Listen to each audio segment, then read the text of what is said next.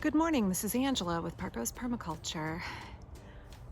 It is a beautiful mid-May day in Portland, Oregon, Zone 8B.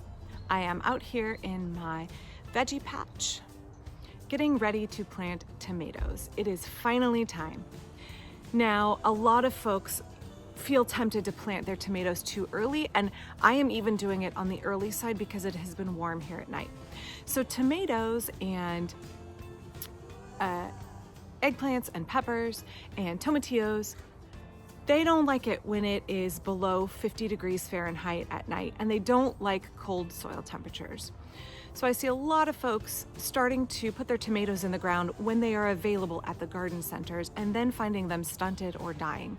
It's too cold in April. The typical rule for where I live is Mother's Day weekend is the first weekend you should plant out tomatoes, but you can plant them out all the way into early June and still get a good crop. So here we're experiencing temperatures in the 70s in the day and about 50 degrees at night, and that is the forecast for the foreseeable future. It's late enough that I can put my tomatoes in. So let me talk you through my process of planting tomatoes so that I have the most success. There are many methods. Over the years, I have used string training. I have grown tomatoes in pots. I have done all kinds of methods. For me, as a somewhat lazy gardener, using a tomato cage is pretty low effort. And also I like the way my tomatoes look when they're big and bushy and lush. So that's how I choose to grow them. You can see some of my tomato cages behind me. I use the big industrial ones. Don't use those little rinky-dinky ones that they sell at some of the big box stores. They will just flop over. They can't handle the weight of a big tomato loaded with strings of cherry tomatoes or big beefsteaks. Use the big honkin' industrial ones, or you can make your own. My mom always used to use a cylinder of hog wire. That will also work. So let me show you how I plant my tomatoes. Alrighty, we are situated in my backyard in my sun trap, which is where I grow most of my annual veggies. I will also be tucking tomatoes in my fruit guilds where there is sufficient sun. But here I have a chance to grow a number of tomatoes in annual veggie beds. This bed is where I planted my shallots earlier in the year. There will also be summer squash in this bed and runner beans. Now, when the shallots come out, I'll also be putting winter squash in. I find that growing winter squash with tomatoes works really well in my climate because by the time the winter squash have begun to ramble, the tomatoes are big and high and can't get smothered by them. So here you can see this is an early girl. Feel free and check out my video on why I don't start my own tomatoes from seed anymore, but I do pot them up immediately into a 1-gallon pot. Now, she's starting to get a little bit yellow on the bottoms of the leaves and is telling me that she's used up all of the nutrition in this pot. Yes, there are some flowers. If there's just a few, I don't bother removing them. If there's a bunch of them, they're really sucking energy from the plant, and I do try and remove them. So the first thing I'm gonna do before I plant my tomato is I'm gonna prep the hole in which to plant this plant. So when I begin prepping a hole to plant tomatoes, there's a couple of things I want to keep in mind. I let 2 crops freely self-sow around my garden, and I find they're fantastic companion plants. And the first one is here just coming up. This is nasturtium. I have not had to plant seeds of this in over a decade because it comes up wherever it wants to. And I just pull out the ones that don't happen to be in an optimal location. Nasturtium makes a great ground cover, and it will ramble and fill in, and it makes a great plant that black aphids really love to feed on. So I find if I grow nasturtiums, black aphids will go on my nasturtiums and not my other plants.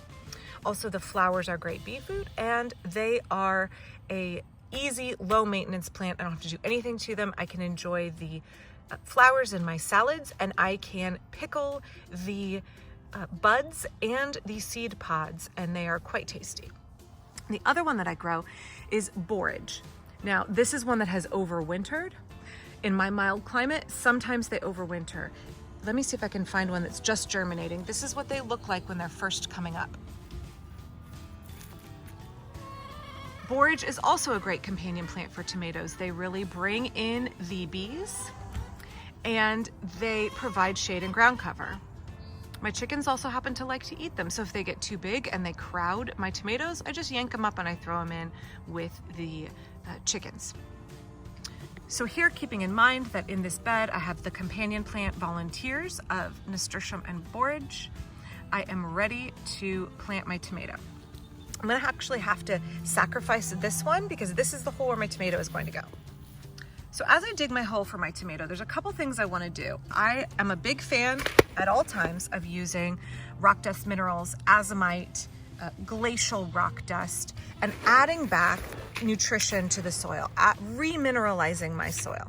Most of us, if you live in an urban or suburban setting, your soil is going to be incredibly depleted, and you will do your plants a good deed, and you will do your body a good deed by adding minerals to the soil, which the bacteria will help the plants uptake. So you're adding minerals to your plants, and then you are eating the fruit of those plants. Therefore, you are putting more nutrition, more minerals into your body.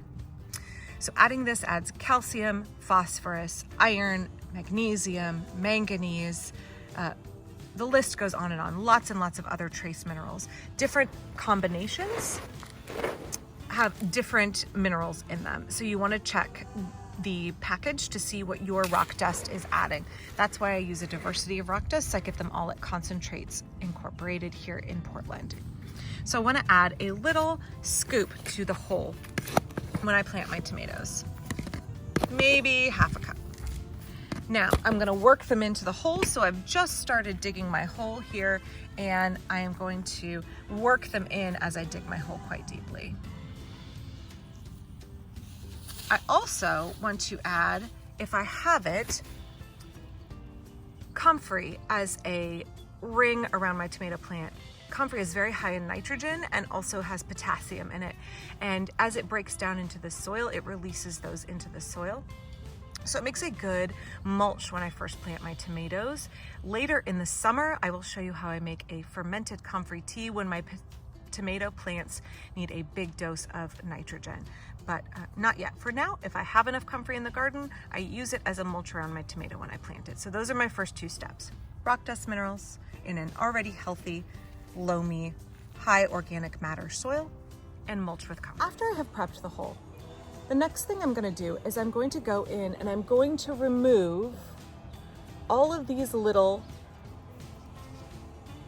suckers that are in the corners of the branches. So you have the main stem, horizontal, leaf, and then the one that is sticking up here at a 45-degree angle. I'm going to remove all of those. Those, in most varieties of tomatoes, put out a lot of vegetation and don't really flower and fruit. They just constrict airflow and take up space. The next thing I'm going to do is I am going to remove the bottommost leaves. So here's one, and I'm going to remove this one, and I'm going to actually remove this one.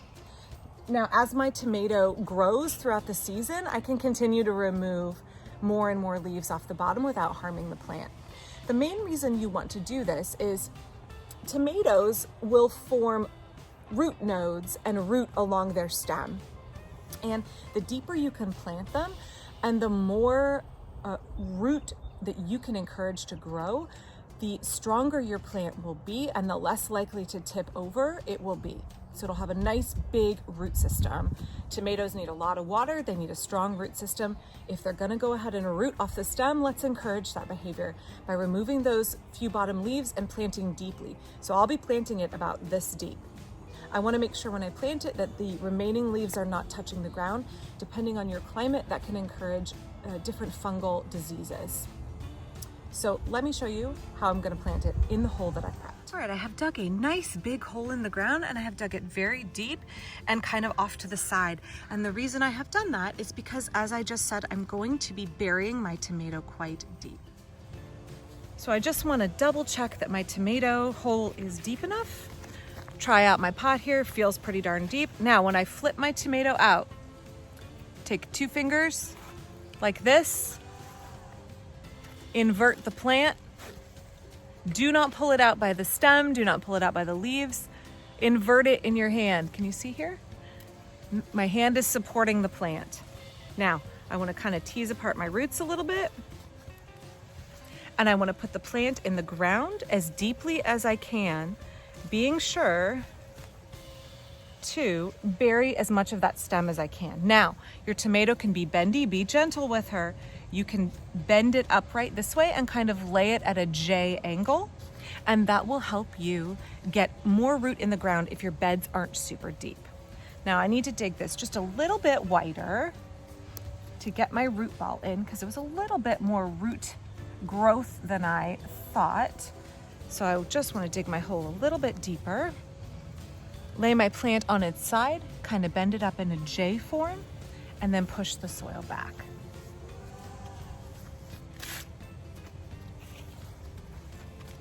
Then I'm going to put my comfrey leaves around the base.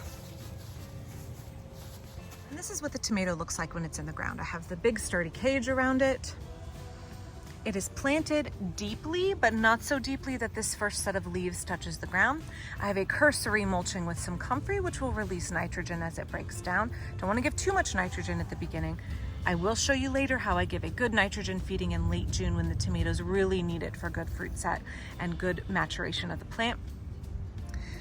The next step is I'm going to be putting a ring of wood chips around this about 2 inches deep to help conserve water against the plant. And over time, these nasturtiums and any volunteer borage will fill in this lower area and also help shade the tomato and help conserve water.